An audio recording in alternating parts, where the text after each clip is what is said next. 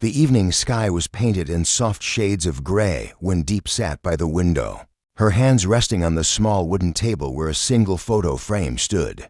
A picture of James holding little Nee in his arms, both smiling, unaware of how fragile happiness could be. Outside, the wind whispered through the bamboo trees, carrying the faint sound of children laughing somewhere far away. But inside the small house, silence reigned, heavy and cold. It had been almost 2 years since James left. The company's collapse, the false accusations, and the long months of legal battles had torn him away from the family he cherished most. Diep still remembered that morning when he looked back one last time before leaving for the city, his eyes filled with both love and guilt. "Wait for me," he had said, his voice trembling. "I'll come back for you and Nee." Since then, every sunrise began with waiting, and every night ended with a quiet prayer. Nee had grown taller, her laughter was brighter, but her questions sharper. "Mommy," she would ask, her small fingers tracing James's face in the photo, "when will Daddy come home?" Diep's heart would twist each time. She would smile softly, brushing Nee's hair aside. "Soon, sweetheart. He's working very hard so we can all be together again." But when Nee fell asleep, Diep often stayed awake, her tears falling silently into the darkness. Sometimes when she stood in the garden at dusk, she could almost feel him there, his voice, his warmth, the way he used to call her name. Yet reality was cruel. Letters stopped coming. Calls went unanswered. Rumors said James was sick. Others claimed he had left for another country. Still, Diep refused to believe it. Deep down, she knew James, the man who once built an empire only to lose it all for the sake of doing what was right, would never abandon his family. And so, every evening, she lit a small candle by the window, not for hope, not for luck, but as a light to guide him home. Far away in the bustling city, James stood by the hospital window, staring at the reflection of a man he could barely recognize. His once sharp eyes were tired, his hands calloused, his suit long replaced by a plain gray shirt. The years had not been kind. Betrayal, sleepless nights, and endless fights to prove his innocence had carved invisible scars across his heart. The company he had built with passion was gone, torn apart by John's deceit and the greed of others. But what haunted him more than failure was the silence of home. He missed the soft laughter of Nee echoing through the yard, the gentle way Diep would call his name when dinner was ready, and the way her eyes always found his, even in the darkest times. One rainy afternoon, while cleaning the few belongings he had left, James found an old envelope tucked between some documents. It was worn and faded, the ink slightly blurred by water stains. Inside was a letter, written in Nee's shaky handwriting. "Daddy, Mommy says you are busy. I've been good. I help Mommy water the plants. I miss you.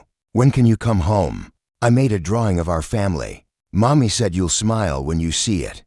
James's hands trembled as he read the words over and over again. A small piece of paper fell from the envelope, a child's drawing of 3 stick figures holding hands under a sun, with the words "Happy Family" written above.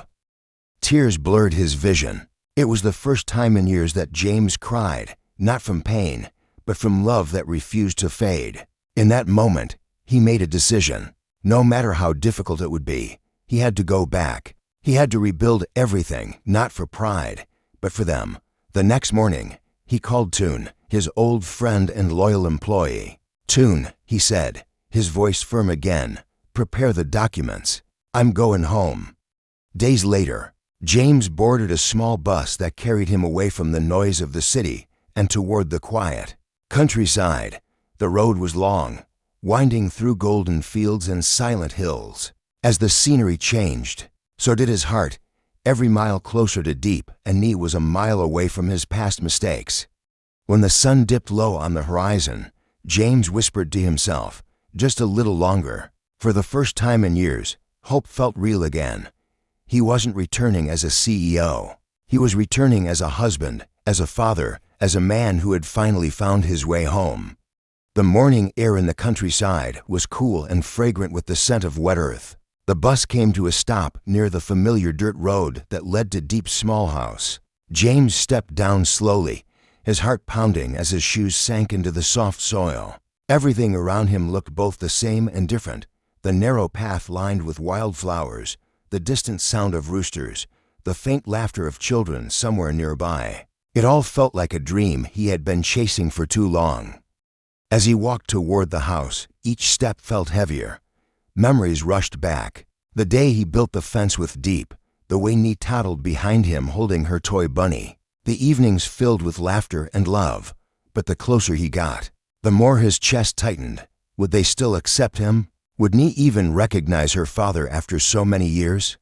From a distance, he saw a small figure running through the garden, a little girl with long hair tied with a pink ribbon. She was watering the flowers with a small pot, humming softly. James froze. It was her, Nee, his daughter. Before he could say a word, the front door opened. Diep stepped out, holding a basket of laundry. Her hair was slightly messy, her face thinner, but her beauty remained untouched, gentle, warm, and real. For a moment, she didn't see him. Then their eyes met. The basket fell from her hands. "James," she whispered, her voice trembling. He tried to speak, but no sound came out. Instead, he took a few unsteady steps forward. "Diep, it's me. I'm home." Nee turned at the sound of his voice.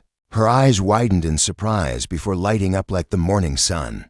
"Daddy," she screamed, dropping the watering pot and running as fast as her little legs could carry her. James knelt down, opening his arms just in time to catch her. Nee threw herself into his embrace, wrapping her tiny arms around his neck. The warmth of her body, the sound of her heartbeat against his, it broke him. Tears streamed down his face as he held her tighter than ever before.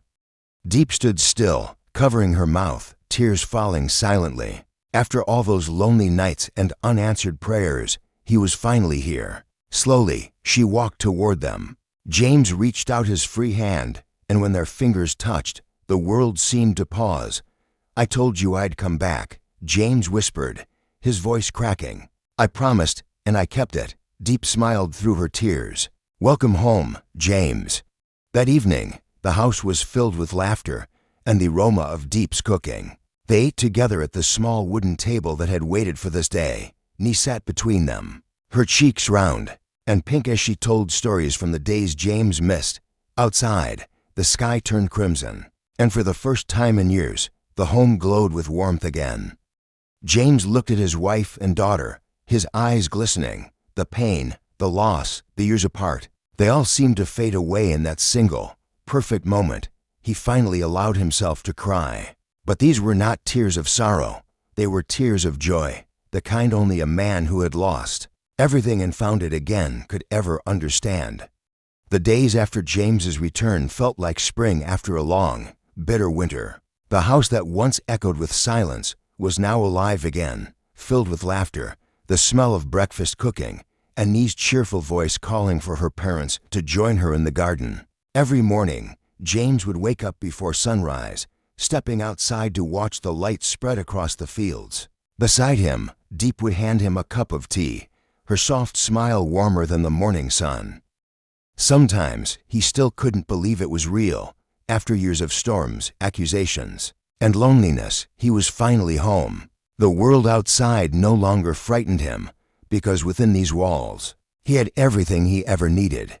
One afternoon, Nee came running from the backyard, holding a small drawing in her hands. "Daddy, look," she said proudly. It was a picture of 3 people standing hand in hand under a bright yellow sun, the same drawing she had sent him years ago. But this time, it wasn't a dream. They were together, just like in her picture. James lifted Nee into his arms and looked at Diep, who stood watching them with quiet happiness. "You kept me alive, Diep," he said softly, "even when I was far away. It was your faith that brought me home."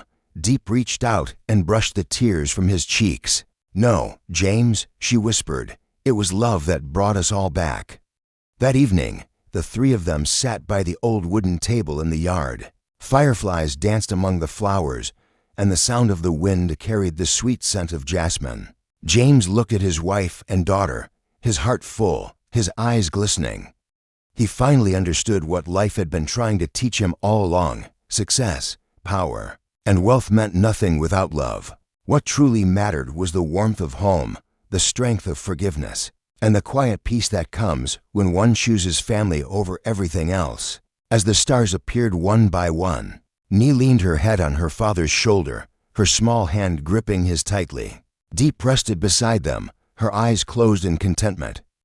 James looked up at the sky, whispering a silent prayer of gratitude. "Thank you for bringing me back to them." And under that starlit night, for the first time in years, James didn't feel broken. He felt whole. The family of three sat together, hearts beating in harmony, their love shining brighter than any star above. It was the simple, beautiful truth of life. After every storm, love always finds its way home. The story of James, Diep, and little Nee is not just about reunion. It is a reflection of how love can heal wounds that time alone cannot. It reminds us that life, no matter how difficult or uncertain, will always find its balance again when the heart chooses compassion over resentment. James once had everything a man could dream of: wealth, power, and prestige. Yet when fate stripped it all away, he was left with nothing but silence and regret. It was in that emptiness that he discovered a deeper truth. The real measure of a man is not in how much he owns, but in how deeply he can love and how bravely he can stand for those he cares about. When he finally returned home, he did not come back as a CEO or a powerful figure. He came back as a son, a father, and a husband, vulnerable, human, and ready to start again. Diep, on the other hand, represents quiet strength, the kind of love that endures without needing to be loud. Even when James was gone, even when the world doubted him, she never let go of faith. She stood as the foundation of the family, believing that no matter how long the storm lasted, there would come a day when the sun would shine again. Her patience and grace are a reminder that true love is not about perfection, but about persistence. And then there is Nee, innocent, pure, and full of hope. Through her eyes, we see the meaning of forgiveness. Despite her young age, she never blamed her father for his absence. Instead, she held on to the image of a loving family and carried that dream until it became real. Children like her remind us that love, when given freely and without condition, can change the course of an entire life. Together, the three of them teach us that happiness does not come from material success or social recognition. It is built quietly, through moments of understanding, sacrifice, and faith. A family is not perfect because it never falls apart. It is perfect because it chooses to come back together again and again, no matter how many times life tries to pull it apart. The tears that James shed on the day of reunion were not tears of sorrow, but of realization. He finally understood that love is not just an emotion, it is a choice, one that must be made every single day. Forgiveness is not weakness, but strength. And home is not merely a place, but a feeling, the place where our hearts are understood, accepted, and loved despite our flaws. This story is a reminder to all of us: never take the people you love for granted. Cherish them, protect them, and never let pride stand between you and those who truly care for you. Because in the end, success fades, time passes, and the world keeps changing, but the love of family, once found and nurtured, will remain forever. In James's tears, we see the truth that so many of us forget.